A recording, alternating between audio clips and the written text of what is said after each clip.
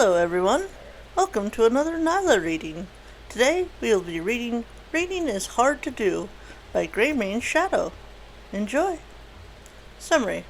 Why is smoke billowing from the Castle of Friendship? And who is to blame? Home is where the smoke is. Having seen the smoking wreckage of her home once before, Twilight had hoped such horrors were firmly behind her, and yet, as she stared at the Castle of Friendship, she couldn't help feeling an unpleasant sense of déjà vu. She'd been away for the past week, having been invited to Canterlot by Princess Celestia, a trip that had been half research project, half vacation, complete with spa sessions with her fellow princesses. While she enjoyed her time, there was no denying that she had been quite eager to board the train to return home and resume her studies, and to see her friends, of course.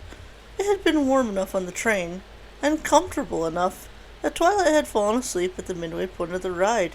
She might even have slept past her stop, had it not been for the extremely loud bang that echoed through the air as they rounded the last curve into Ponyville. Hilariously, Twilight had rubbed the sleep from her eyes before looking out the window to try and see what might have caused it. Seeing the smoke billowing out of the Castle of Friendship, she'd flown out the window without even bothering to collect her saddlebags. Now she stood in the road leading to the castle, staring slack-jawed at the mess before her.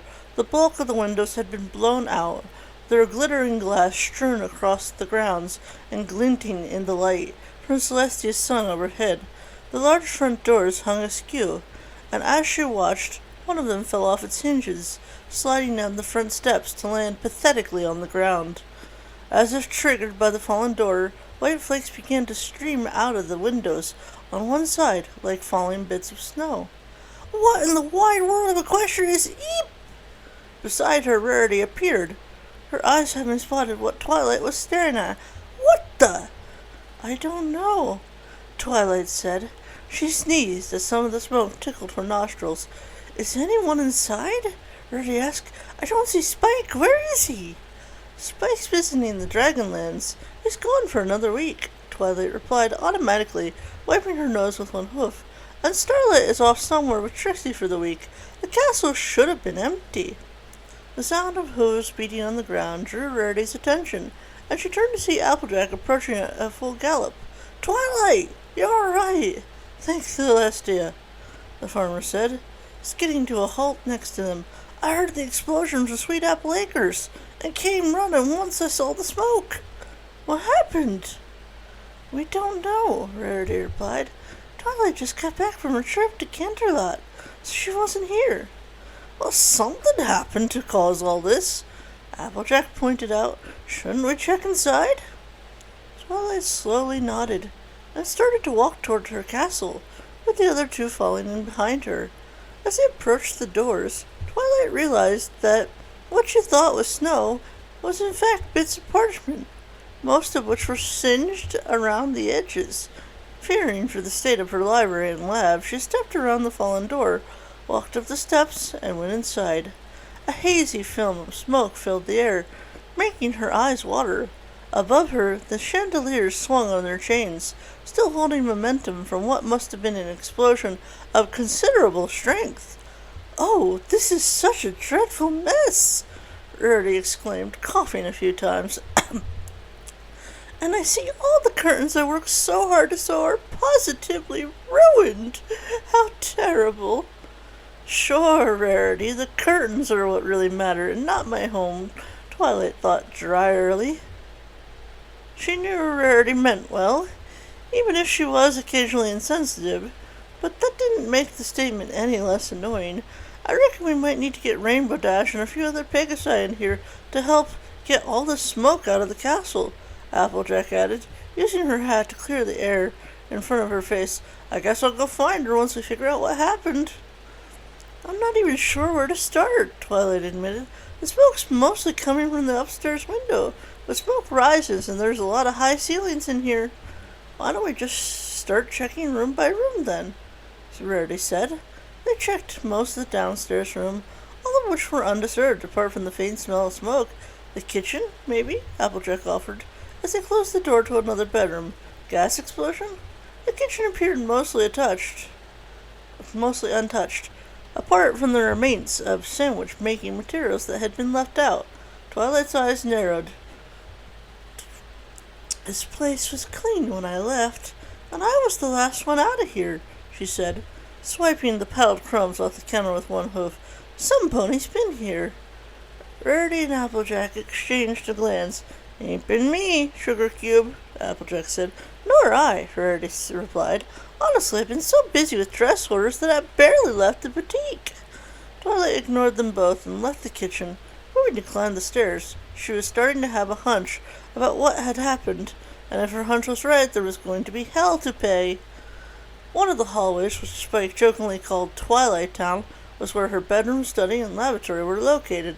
The door at the end, which led to the lavatory, was blackened with soot-stained, and smoke was leaking out at the bottom. Twilight teleported to the end of the hallway, and, with a shove from her magic, pushed the door open, or down, rather. The door had been blown off its hinges, and hastily set back into the frame, in an attempt to hide the damage. She stepped back to cough, as a large cloud of thick smoke poured out of the room, adding to the smoke that was already in the hallway. Once it had dispersed somewhat, she stepped through, determined to find the cause of all this. The lab was a disaster.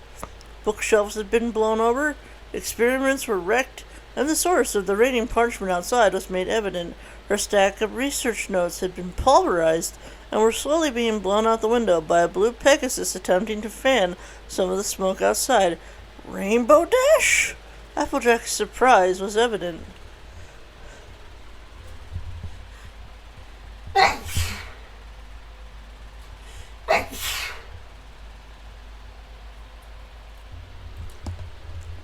The Pegasus pivoted in the air, her eyes widening.